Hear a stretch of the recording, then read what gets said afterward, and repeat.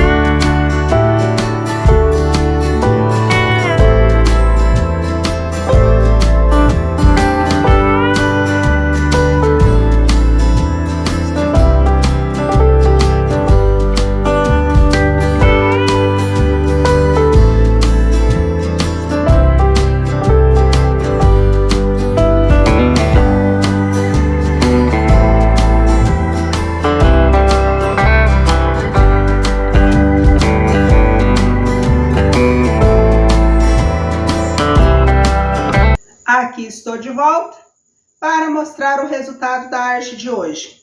Espero que você tenha gostado e se você gostou, peço que você se inscreva no canal, compartilhe o conteúdo, ative o sininho, pois toda semana tenho novidades diferentes aqui no canal. Então aqui está 2 lembrancinhas, na verdade uma, né? Fiz esse copinho aqui com as orelhinhas do coelho, copinho de 300 ml e este aqui o copinho de 180 ml. Coloquei dentro o batom e também ovinho de chocolate, como você viu aí no passo a passo. Vou deixar o molde aqui na descrição, caso você queira fazer. Espero que você tenha gostado da arte de hoje. Fácil, rápido, simples de fazer. Você pode fazer com os alunos, pode fazer em casa, enfim. Olha só. Assim, agradeço a sua atenção por estar comigo até esse momento e a gente se vê no próximo vídeo. Gratidão!